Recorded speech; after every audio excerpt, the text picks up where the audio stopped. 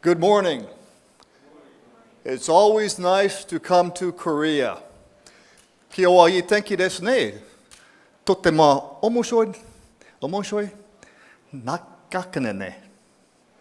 今日はTokyoは What language was that? That was Japanese. I speak Japanese because I lived in Japan for 2 years. But Japanese and Korean are different languages. Safety critical software is similar to regular software, but it's different.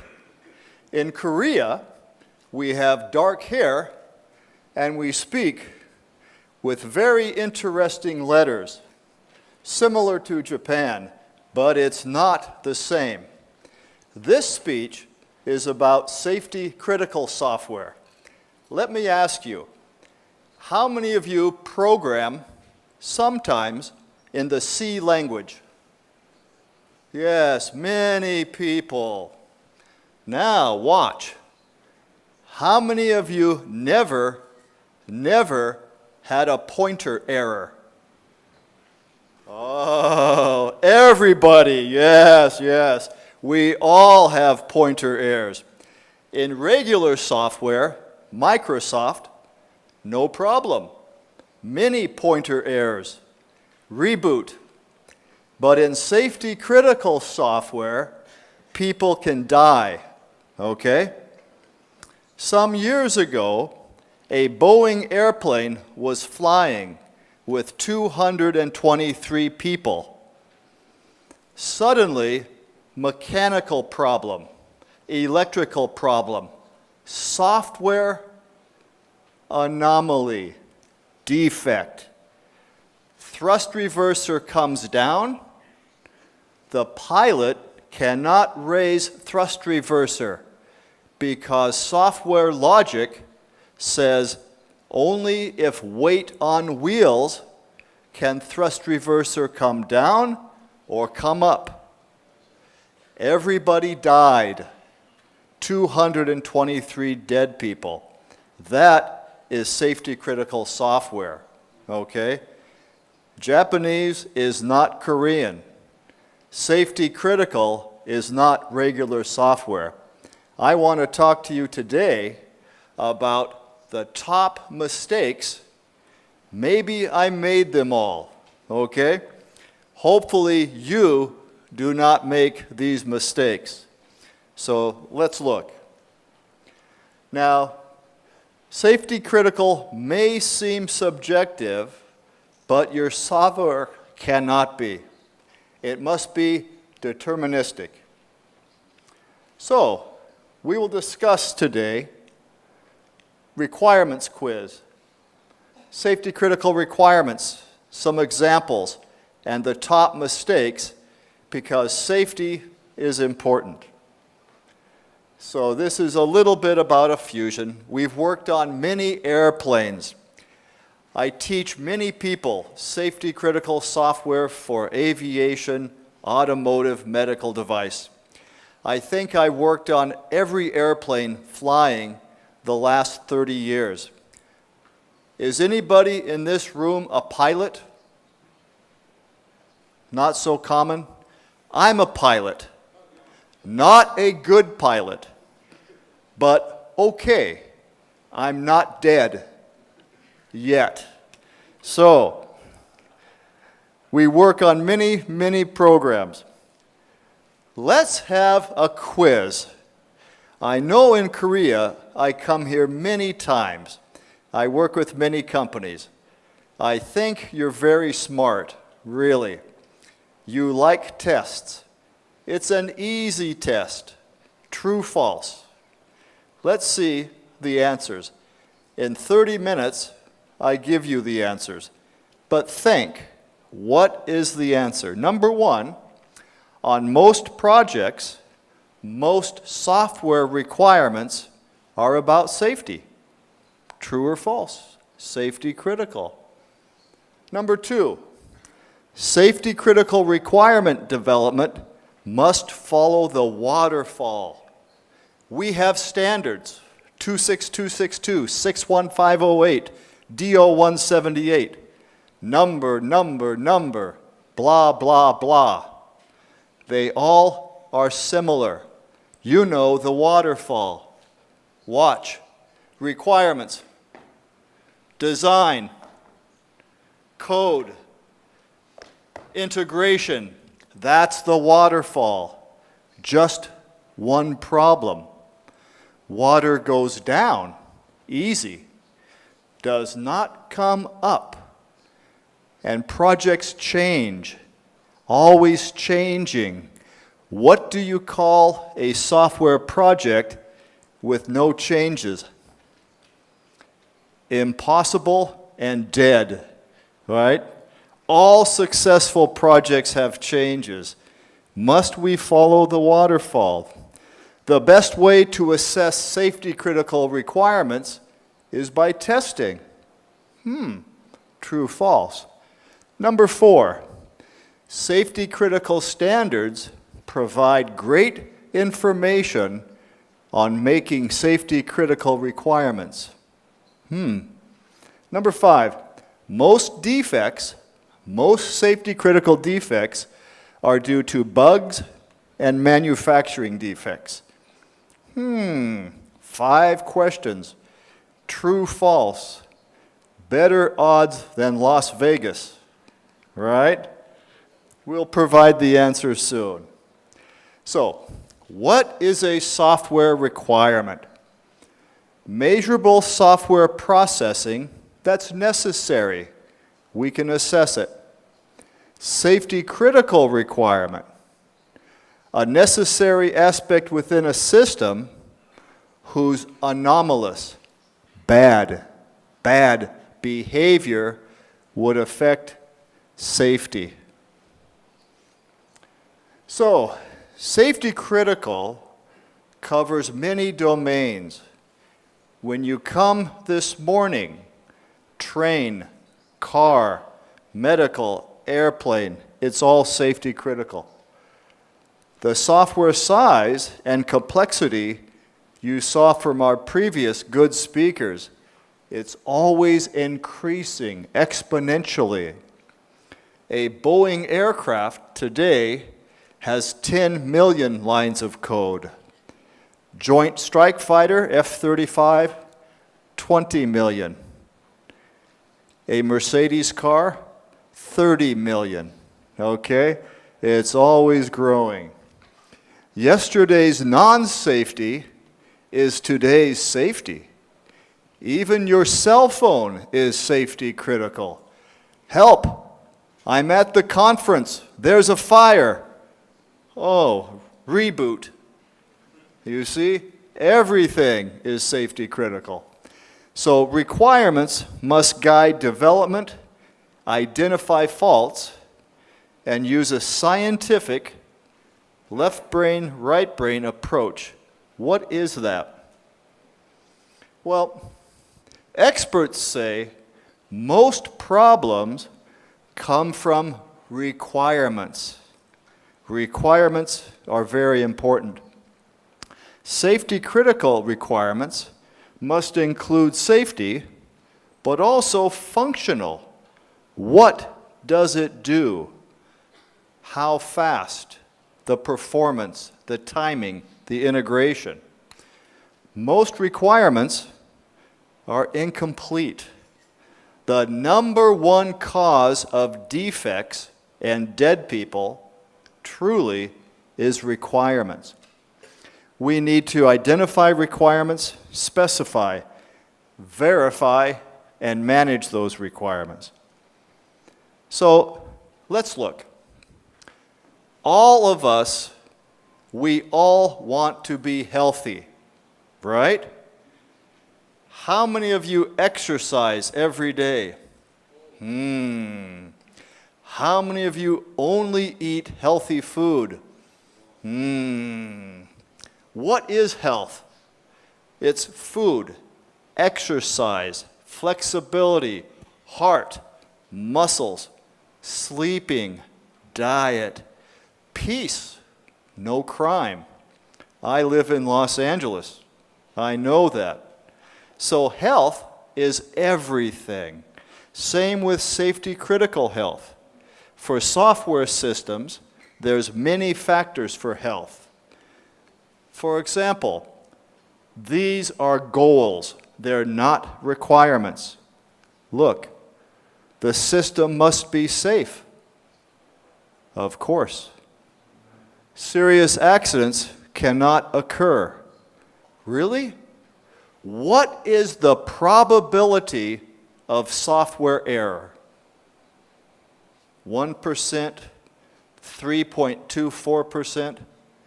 No. The probability of software error is 1. Software can and will fail. The question, can we detect it? Can we mitigate it? What do we do? So I work for Boeing and Airbus and all the big companies. People ask me, who makes the best airplane, Boeing or Airbus? Ooh, I hate that question, especially with the French guys in the room. Oh, let's see, where am I? Today I'm in France. I must say Airbus. But I'm honest. I'm an engineer, not a politician. My name is not Clinton or Trump. I tell the truth, okay?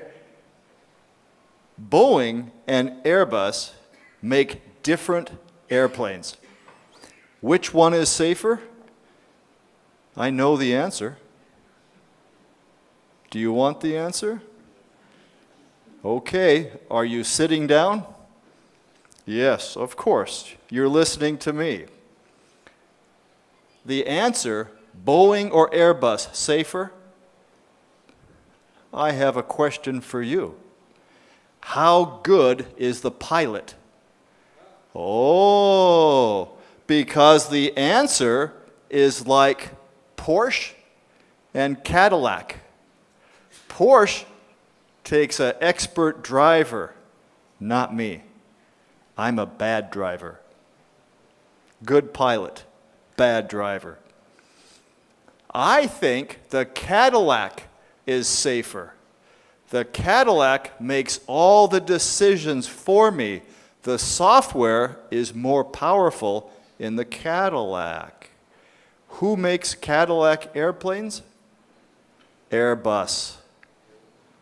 Ooh. The computers make many decisions. Who makes better airplanes with a good pilot? Boeing. Okay. Safer airplane if you have a good pilot. Ooh. So usually Airbus is more safe, except when it's not. Weak pilot. So think, can you guarantee the pilot? Interesting question. With safety critical software, those are goals. How do we make safer systems? A major problem is specifying safe requirements. Look at this. The XYZ system shall have specified faults. The system shall do X when Y. The system has fewer defects over 20,000 hours. The system shall detect blah, blah, blah. Those are specific, generalized requirements. That's the starting point. Now, how do we make safer software? And what are the issues? What are the top mistakes? So, number one, remember our goal. Our goal is to divide this room. You, congratulations.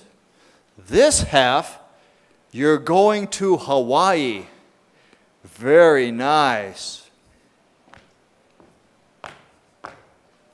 This half, no Hawaii.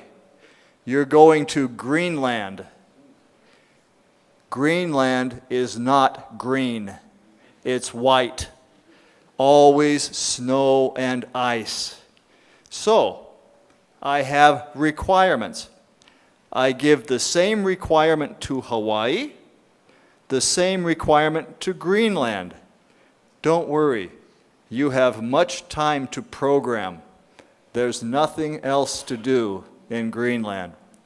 But you come back in 1 year and you have equivalent systems. No questions, no internet, no Google. Just read my requirements. Is there enough detail, consistency, that Greenland and Hawaii can make the same product? That's the goal. So, I need continual reviews. I review the requirements with different people in smaller groups. I increase with more thorough reviews. Remember, it's better to prevent a mistake than fix a mistake. In safety critical, if we don't fix it, people can die. Number 2, we must have a checklist. Everything has a checklist. Even the pilot has a checklist. Ready? All airplanes have 2 pilots. The doer and reviewer, co-pilot. Let's watch. I'm the pilot. Prepare for landing. Prepare for landing. Landing gear down. Landing gear down. Does the pilot know the checklist? Yes. Can the pilot use his memory? No. All pilots must use a written checklist, just like that. Number 3, number 7, number 19, check, check, check. Flaps set 18 degrees? No, this is a 787. The flaps should be 37 degrees. Oh, whoops, 37. Check, check, check. So use detailed checklists for those requirements. Then, review the requirements in context with the code. The purpose of the code review is not, can I make better code? No. The purpose of the code review, does the code meet the requirements? So the requirements are the number 1 input. Use them. We must have traceability. I must prove every requirement is implemented. Every line of code is there for a reason. No dead code. And every requirement, every line of code has tests. So I prove top to bottom and bottom to top during the code review. Review everything at once. Now, transition criteria. Microsoft does not do this. That's okay. Microsoft does not make safety critical software. Safety critical software, we need transitions. This is the transition. Let's look. The code review has 6 inputs: code, requirements, trace, design, coding standard, and the checklist. The review completes the checklist, finds defects. This is the transition. The review must prove all inputs used.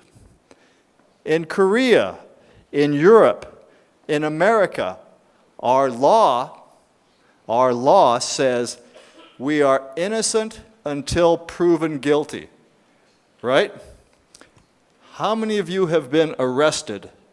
No, don't answer. But if you're arrested, you're innocent until proven guilty. But not here. In safety critical, we are guilty, guilty, guilty. You must prove innocence. Prove you followed these transitions. This I call the green snake. It's my opinion, okay? It's not formally required. But this is my company's opinion. We have plans based on safety. We assess the plans, and then we perform. Can we use waterfall? Yes. Should we consider agile? Yes. We must be efficient. But we must prove every arrow. There are 22 arrows. We must prove all the arrows with evidence. Remember, guilty until proven innocent. Now, number 7. Number 7 is interesting. We must apply safety before development. I must think, what are the potential faults? We had the good example of the braking system 30 minutes ago. What could potentially fail? For every failure, what happens? How do we detect that failure? If we cannot detect it, how do we mitigate it? Do I need redundancy? Do I need health monitoring? I do fault tree analysis, FMEA, and it's a continual process, okay? Continual throughout the project. So, I have feedback loops. Safety, system, software, hardware. But anything that could affect safety, I must ask, can it affect the safety analysis? Remember, Boeing, weight on wheels, air lauda, 223 dead people, okay? We did not do that. Today, we must prove we did that. The continuous safety feedback loop. Now, independence. Independence is about the verification process, okay? For safety critical systems, I must have 3 people. Number 1, quality assurance. Quality assurance has 2 jobs: approve the processes and then assess the engineers, medical, nuclear, transportation, airplanes, cars. Processes, assess. Then I need 2 people. One does the work. They're called a doer. They do work. What is work? Requirements, design, code, test. Then I have a reviewer. What do they review? Requirements, design, code, test. I have a great idea. I'm making an automobile. I want redundant brake control. But it's automotive. I want to reduce cost. I have a good idea. Let's put both control lines in the same tube. Do I have redundancy? No. One single fault breaks redundancy, okay? So independence is also functional independence. I must consider functional independence, engineering independence, okay? As criticality level increases, more independence. If I have a low criticality system, do I need full independence? No. Should I use full independence? Yes, because today's low criticality might be next year's high criticality. Save money, don't do it over. What's the minimum number of people for ASIL C? That's autonomous driving, okay? We have 4 people, the certifier, QA, the doer, and the reviewer. In that case, 4 people. Now, mistake number 9. 2 problems. Number 1, you have fantastic plans. They're great plans. Just one problem. You don't follow them, right? We call those beautiful plans. They're so beautiful, they are never used. The other problem, they're not complete, okay? You must have the same people follow the same plans for many years. Can you recreate the same software? The plans must be completed at the beginning. Do you remember the snake? Let's look at the green snake. Remember? Where were the plans? The plans are the top. This is the planning stage. The top is planning. The bottom is implementation, okay? The plans must be complete. Is this a safe building? It looks safe. We're all alive. But is this building safe? Can I determine the safety of this building after this building is completed? No. I must assess during the construction. Do I have cement in the foundation? How strong behind the walls? White box. What's inside the walls? I must audit those plans from the beginning. And finally, plans must be approved by quality assurance, but not too detailed. How many of you have seen 500-page plans? I hate them. Why? Nobody reads them. Too much detail, okay? It's like a recipe. Please make bread. Use a 22-centimeter glass bowl. Stir the bread 17 times clockwise. Really? Too much detail. It's what you do, not the how. What, not all the how. Now, testing. After that Boeing crash, the big crash, 223 dead people, that company hired my company to fix the software.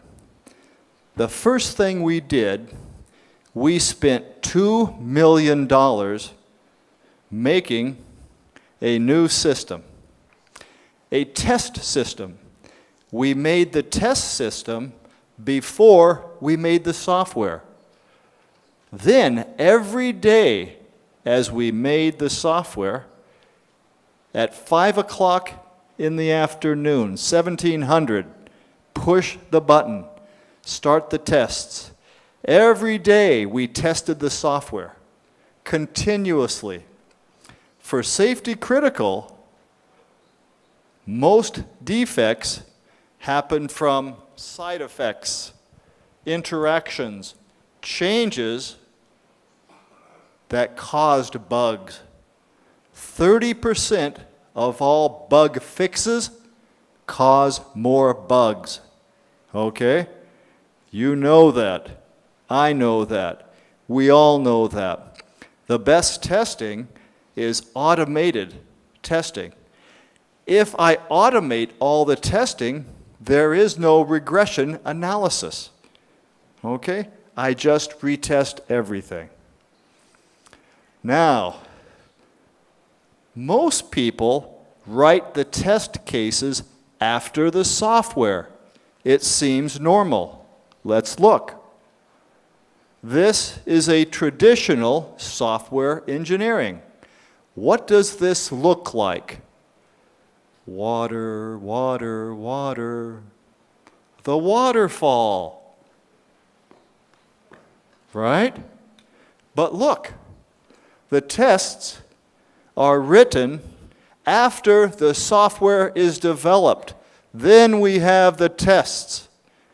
It seems normal. It's the water. But look, this is a better test. Write the test cases after the requirements. We must review the requirements, right? What's the best requirement review? Write the test cases. What's the number one cause of software defects? Assumptions. Okay? How many of you read the book Mythical Man Month? Anybody? Some of you? Yeah, nice. It's a great book. 1 hour, $20, cheap and small. I like that book. The number one cause of defects is assumptions. If we cannot write test cases, ask, how can you write the software code? Only one way, assumptions. So write the test cases to improve the requirements before you make the design. Do it this way. It saves much money.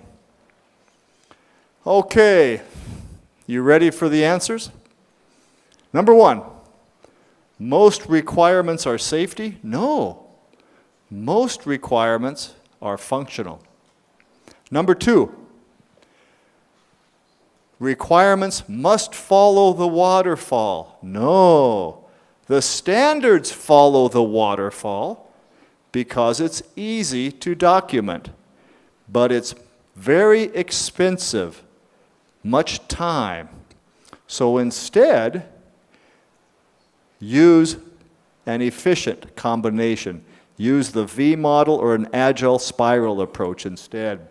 Number three, the best way to assess requirements is by testing? No. You want to know something amazing? Shall I talk about Hillary Clinton or Donald Trump? No. I don't know anything about politics, but I do know software.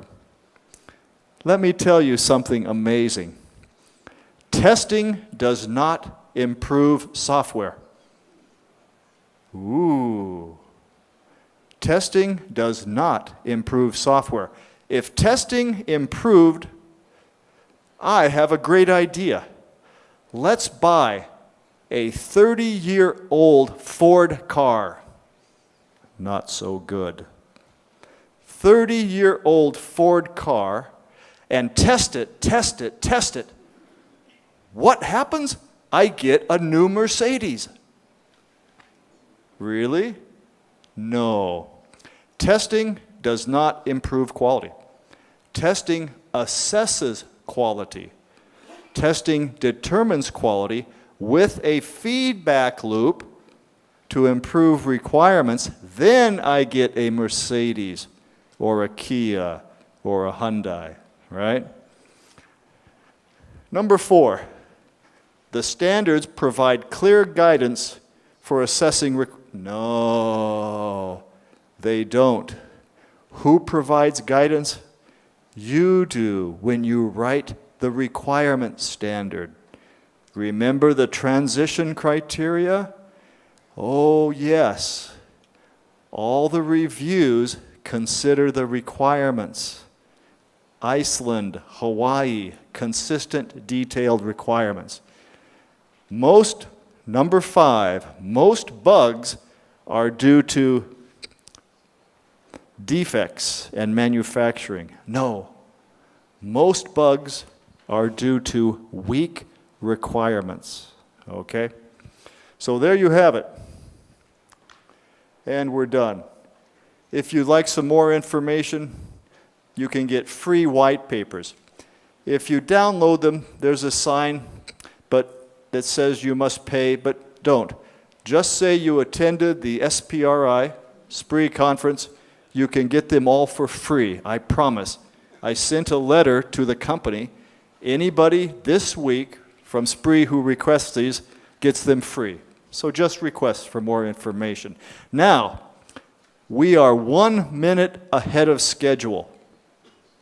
Right? I finished 1 minute early. What do you call a safety critical project that finishes 1 minute ahead of schedule? Impossible, but good luck. Thank you. Thank you for your presentation. Thank you so much.